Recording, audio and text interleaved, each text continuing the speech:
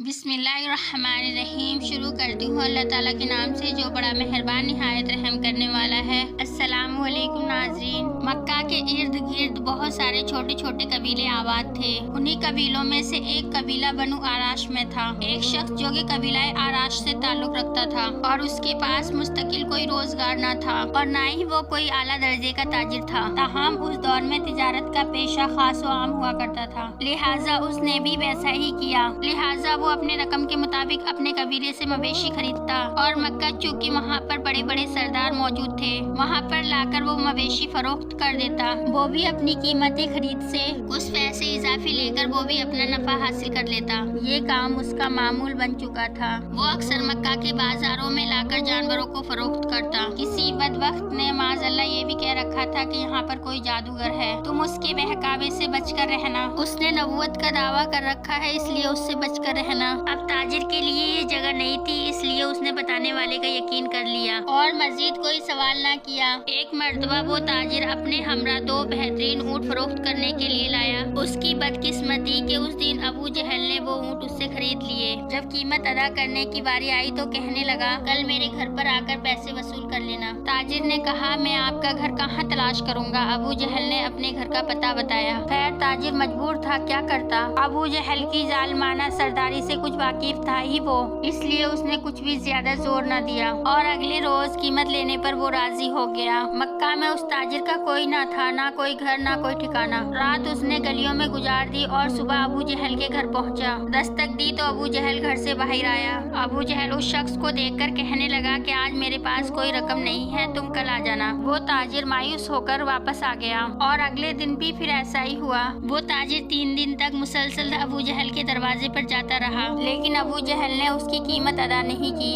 اسی طرح جب 3 دن گزر گئے اور چوتھے دن پھر وہ ابو جہل کے دروازے پر گیا اور ذرا بات کو زور دے کر کہا کہ جناب میں 3 دن سے بھوکا ہوں اور گلیوں میں راتیں گزار رہا ہوں، میرا یہاں پر کوئی نہیں اور میں یہاں پر بیگانہ ہوں اور میرے پاس واپسی کا کوئی ذریعہ ہی نہیں، آپ مہربانی کر کر میرے جانوروں کی قیمت مجھے دے دیں۔ ابو جہل تو تھا ہی بے ایمان، اب وہ دل کی بات زبان پر لے آیا، چل یہاں سے دفع ہو جا، میں تیرے پیسے تجھے نہیں دوں گا، جس سے ملے لے لینا۔ وہ تاجر تو جیسے حواس سکتا ہو گیا، اس کو کچھ سمجھ نہیں آ رہا تھا کہ اب میں کیا کروں۔ وہ لوگوں سے پوچھنے لگا کہ کوئی مجھے بتا دے کہ مکہ کے سرداران کہاں ملیں گے، میں ان سے شکایت کروں، شاید وہ میری مدد کر دیں۔ اسے کسی نے بتایا کہ خانہ کعبہ میں چلے جاؤ، مکہ کے سب سردار وہاں موجود ہوں گے۔ وہ تاجر پوچھتا پوچھتا خانہ کعبہ کے پاس آ گیا۔ تاجر کہتا ہے کہ جیسے ہی میں بیت اللہ میں داخل ہوا تو میں نے دیکھا عثمان، عتبہ اور دیگر سردار بیٹھے تھے۔ میں ان کے پاس گیا اور ان سے کہنے لگا کہ مجھے آپ لوگوں کی مدد کی ضرورت ہے، میں پردیسی ہوں، یہاں پر جانور فروخت کرنے کے لیے آیا تھا، مگر ایک شخص نے مجھ سے جانور تو لے لیے لیکن اب وہ مجھے پیسے نہیں دیتا۔ عتبہ نے گرج کر کہا کہ کون ہے جو تمہارے پیسے نہیں دیتا؟ مجھے بتاؤ، میں اسے دیکھتا ہوں۔ تاجر کہتا ہے کہ اس کا نام ابو جہل ہے۔ وہ سب خاموش ہو گئے اور ان کی گردنیں جھک گئیں اور کہنے لگے کہ تم بہت برے آدمی کے یہاں پھنس گئے ہو، ہم کچھ بھی نہیں کر سکتے کیونکہ وہ ہم سے زیادہ طاقتور سردار ہے۔ یہ سن کر میں بہت پریشان ہوا، رونے لگا، کانپنے لگا کہ میرا تو اب کوئی ساتھ دینے والا بھی نہیں ہے اور اس کا کوئی حل نکالنے والا بھی نہیں ہے۔ عتبہ ہنس کر کہنے لگا، جاؤ وہ شخص جو کعبہ کے ساتھ لگ کر بیٹھا ہے نا،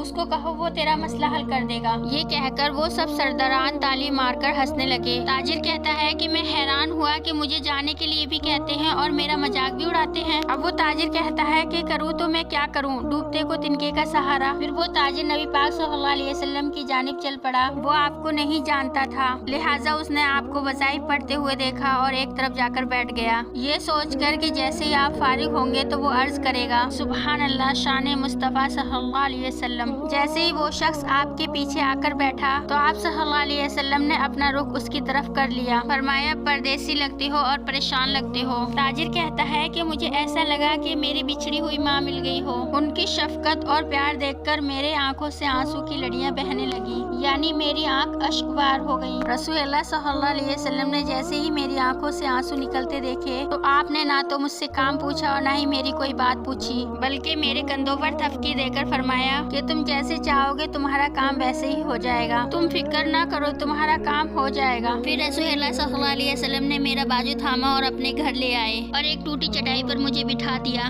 और मुझे अपने मुबारक हाथों से एक प्याले में खजूरें और दूध पेश किया। मैं 3 दिन का भूखा था। जब मैं पेट भरकर खा चुका तो मुझसे फरमाने लगे, अब बताओ तुम्हारा मसला क्या है, तुम्हारा मामला क्या है। मैंने सारा माजरा बयान कर डाला तो आप सल्लल्लाहु अलैहि वसल्लम ने फरमाया, तुम फिक्र मत करो, वो खुद तुम्हारे पैसे देगा। मुझे अपने हमरा लिया और अबू जहल के दरवाजे पर पहुँचे। दस्तक दी तो दरवाजा खुला तो सामने अबू जहल था। उसी लम्हे मैंने अपने प्यारे आका सल्लल्लाहु अलैहि वसल्लम की झुकी हुई नजरों को उठते हुए देखा। अबू जहल सामने खड़ा था तो नबी पाक सल्लल्लाहु अलैहि वसल्लम ने बस एक जुमला अदा किया कि उस जुमले में क्या ताकत थी कि अबू जहल लरज गया। आप सल्लल्लाहु अलैहि वसल्लम ने फरमाया कि अबू जहल तेरा क्या ख्याल है, पैसे कमाने वाले लोगों को सताने वाले बड़े सरदार होते हैं, गरीबों का खून चूसकर सरदार बनेगा, लाओ जल्दी इसके पैसे लौटाओ। अबू जहल की टांगें कांपने लगी और कहने लगा, जी जी मैं अभी इसके पैसे देता हूँ। उसके ऊँटों की कीमत अबू जहल ने अदा की। ये वाकया ताजिर से नबी पाक सल्लल्लाहु अलैहि वसल्लम की मुलाकात का सबब बना, जिसको नबी पाक सल्लल्लाहु अलैहि वसल्लम के बारे में गलत बयानी करके बदजन कर दिया गया था। ताजिर को जब पैसे मिल गए तो वो जाने लगा तो कहने लगा, ए मेहरबान इंसान, आप कौन हैं और आपका नाम क्या है। इस पर आप सल्लल्लाहु अलैहि वसल्लम ने फरमाया, छोड़िए आपका काम हो गया,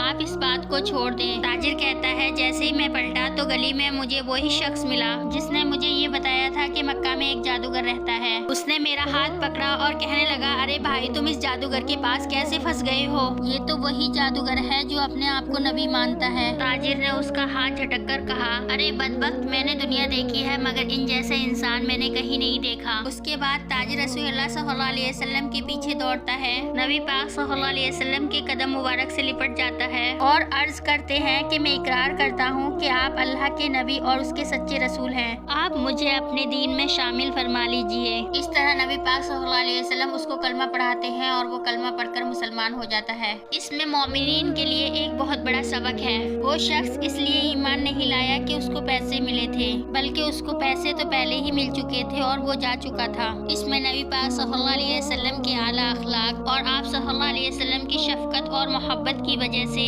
वो शख्स कलमा पढ़कर मुसलमान हो गया। अगर इसी तरह तारीख इस्लाम में नजर दौड़ाई जाए तो किसी को भी जबरदस्ती मुसलमान नहीं किया गया, बल्कि आपके आला अखलाक की वजह से, आपकी शफकत और मोहब्बत की वजह से लोग आप पर ईमान लाए।